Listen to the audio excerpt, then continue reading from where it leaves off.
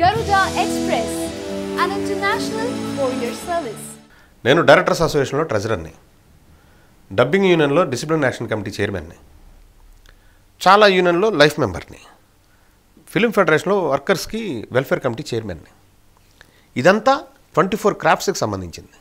Movie artist association కానీ, chamber కానీ, producer council కానీ ఈ 24 క్రాఫ్ట్స్కి సంబంధం లేదు. ఇండిపెండెంట్ బాడీస్ అయ్యి దీంట్లో సంబంధం. ఇందులో ఒక ఆర్టిస్ట్ యూనియన్ ఉంటుంది మళ్ళీ 24 క్రాఫ్ట్స్లో. మూవీ ఆర్టిస్ట్ అసోసియేషన్ సంబంధం లేదు.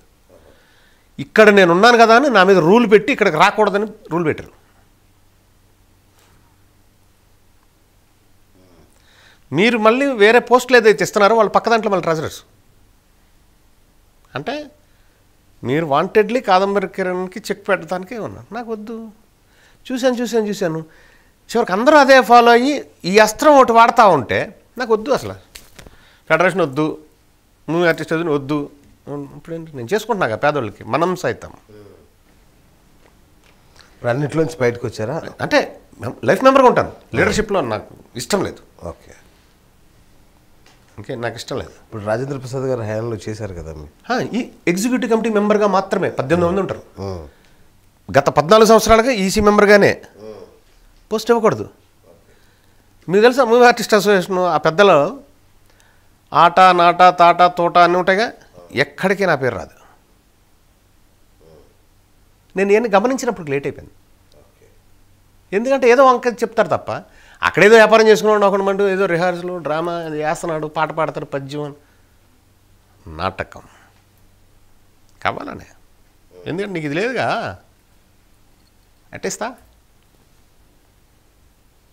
వీళ్ళు మనుషులు, వీళ్ళు నాయకులు. మీరు మాత్రం చేయొచ్చు 3 వేసి 4 వేసి అక్కడ చైర్మన్, ఇక్కడ చైర్మన్, ఇక్కడ చైర్మన్. అదే శివాజీరాజు గారు చెప్పినట్టు సులభ కాంప్లెక్స్ పెట్టినా కానీ చైర్మన్ ఎందుకు? ఇది 2 పదవులా? ఇదేమన్నా ఇన్కమ్మా? కదా. సో మీరు నిలబెట్టిన రాజేంద్ర ప్రసాద్ గారు అట్టర్ ఫ్లాప్ ఫెయిల్యూర్ అని అంటారు. దీనికి ఆ కమిటీ మా చైర్మన్గా నేను అదే చెప్పేది. అతను అట్టర్ ఫ్లాప్ అనేది నేను ఒప్పుకోను. 1